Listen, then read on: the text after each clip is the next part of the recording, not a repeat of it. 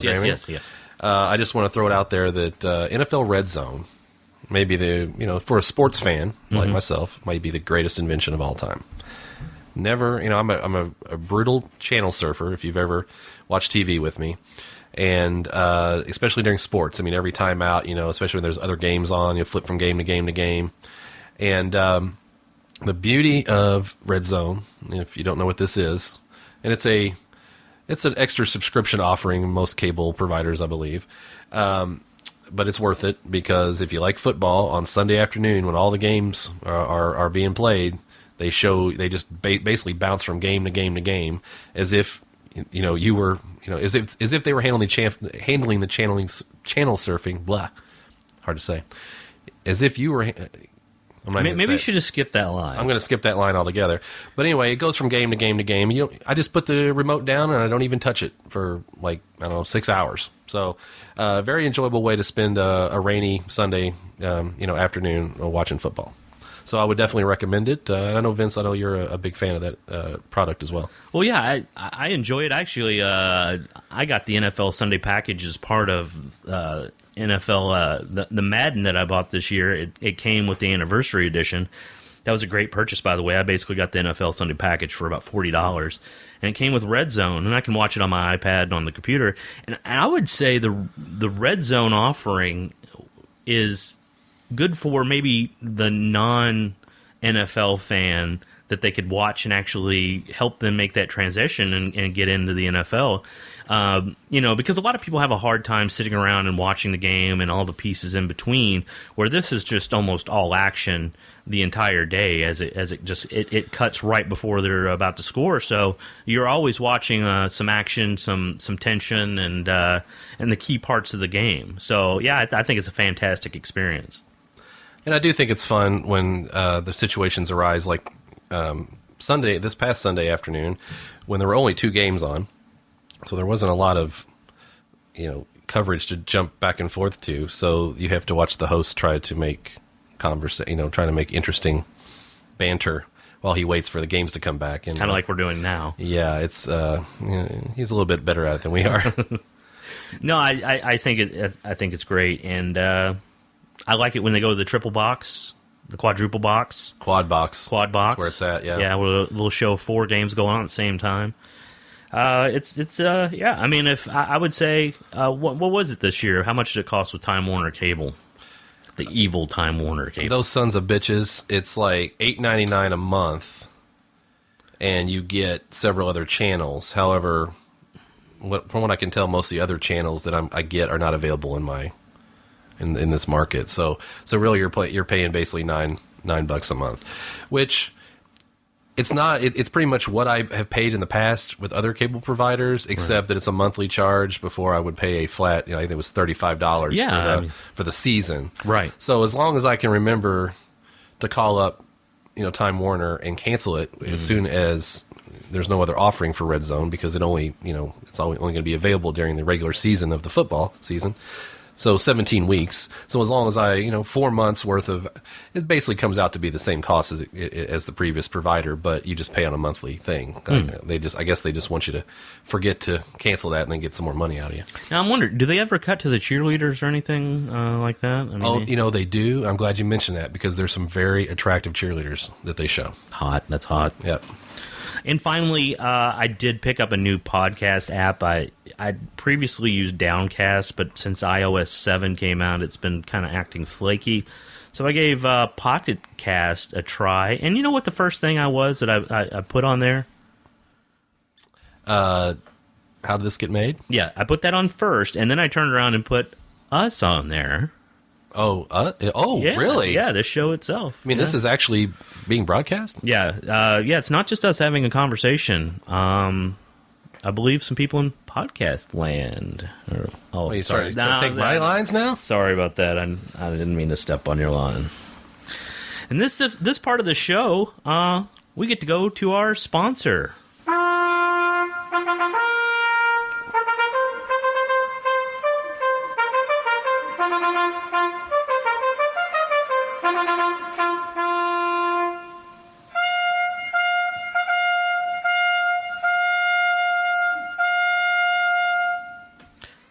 Today's sponsor is Smitzer, who brings you Smitzer's Pubic Hair Straightener.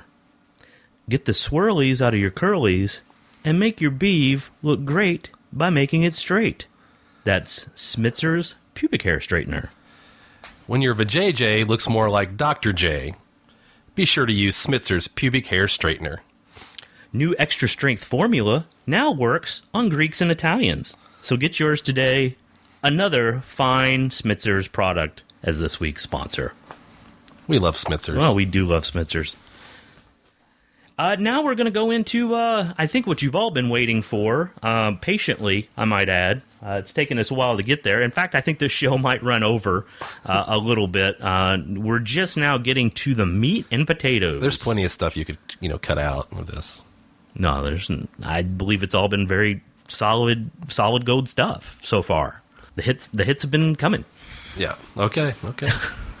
I'll trust your judgment. Are you not entertained? Are you not entertained? Is this not why you are here? So, Gravity.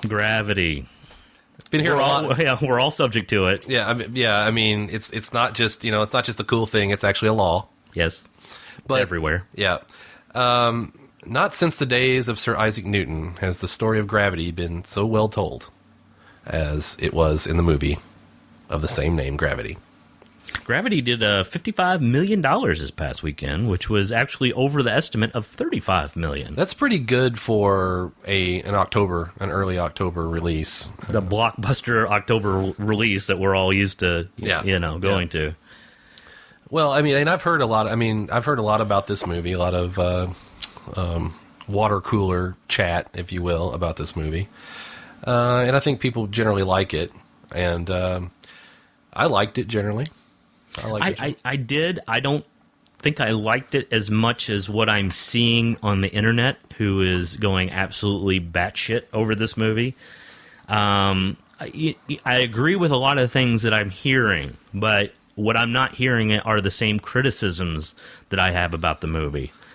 First off, let's get into some of the, who directed, who wrote, all that. It was directed by Alfonso Cuarón.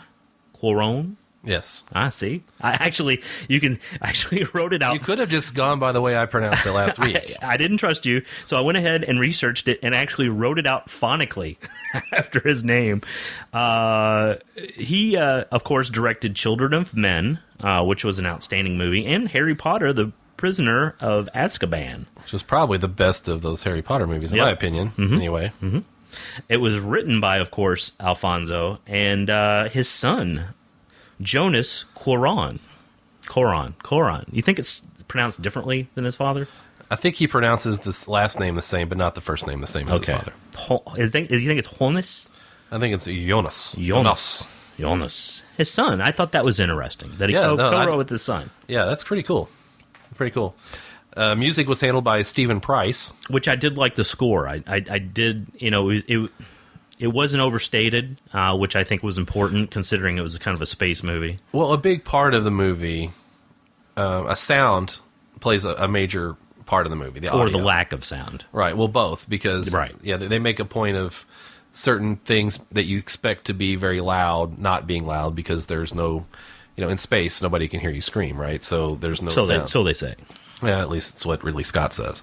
But they made a point of that, of making things extra dramatic when when there's no sound, when you expect there to be sound, and then kicking the sound up and the score up at times when just to kind of build the tension. Mm-hmm. So I thought they did a good job of that. And you're right, the score was kind of a little understated, but very well done. It was always there. I actually understand. I remember watching the trailers, and they actually added sound to the trailer because, from what I understand, they didn't want the audience to kind of be confused by the lack of sound. Maybe, is my sound not working?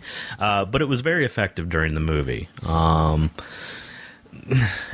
have kind of an issue with that tactic with the trailer, though, but it's really true. I don't have a lot of faith in American audiences, and this is another movie that I think I don't trust people to kind of watch objectively.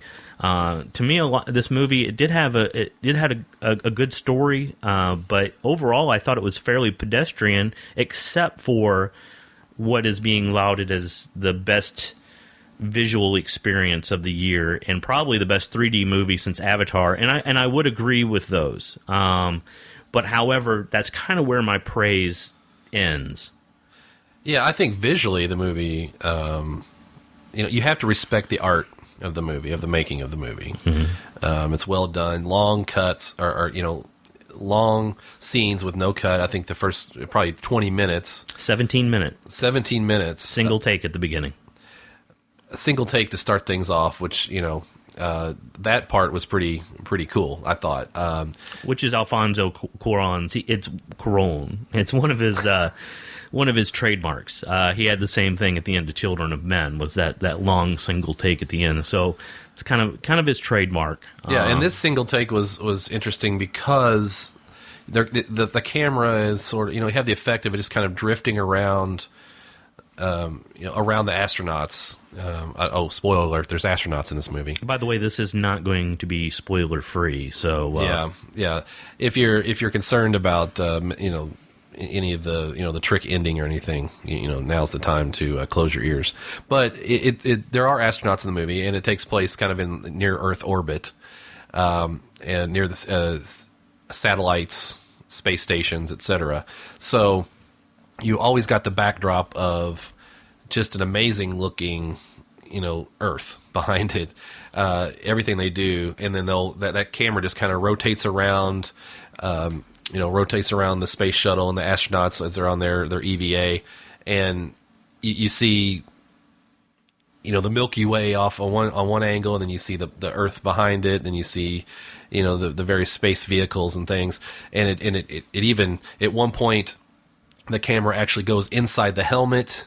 Right. And you're looking out the face, out the visor of the helmet. It's just very interesting camera work. Very interesting. Well, that was done by Emmanuel Lubezki, who was also the cinematographer for Children of Men, The Tree of Life, which was another kind of visually intriguing movie. Terrence Malick movie, right? Mm-hmm. Yep. And Burn After Reading. Which I like that movie. It's a little underrated, I think. I do like that quite a bit. And that also. So he worked with Clooney. Yeah, he worked with Clooney before. Excellent. And we also have Sandy Bullock, who I should probably just take a moment to say that very attractive in this movie. Mm-hmm. Looked really good. Looked good. Yeah, looked really good. Interesting story about just George Clooney real quick. My daughter brought this up the other day, that his dad, Nick, who was, of course, a famous TV personality back in the 70s, is the narrator for her social studies book. Interesting. In her 5th grade class. And because I had mentioned seeing Gravity, she goes, "Oh, George Clooney's in that."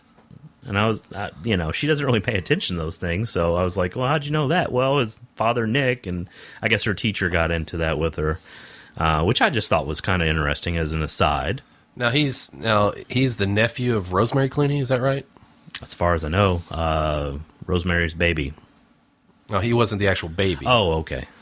He was like Rosemary's baby's cousin. Something like that, yes. Yeah. And from Kentucky, from the state of Kentucky. Yes. Yes. The Commonwealth of Kentucky. Which we're broadcasting from right now. Yes. Well, not really broadcasting. We're recording. Wait, you're recording this? You believe it or not. Yep. But yeah, I think a big part of the movie is the visual, just the way it establishes that camera work. Now, there are some cuts in it, especially when they're inside space stations and things. But a lot of that stuff out, in the orbit, as it were, outside of any structures was single long cuts, very visually striking. I thought the 3D. I'm not usually big on 3D, but I thought it was pretty good in this movie. I mean, it definitely similar to Avatar in that you don't sit there and think, "Oh wow, I'm watching a 3D movie," right? But you get kind of immersed in the universe that is that movie, so you kind of see the depth, and you don't. It doesn't feel like just random things kind of shooting out the screen at you. It's more like you're looking into something, and I think that's the way 3D really. I mean, that's the direction that 3D should really go, right? But I thought that was visually good, and we saw it on a extreme digital 3D experience screen. Which I recommend.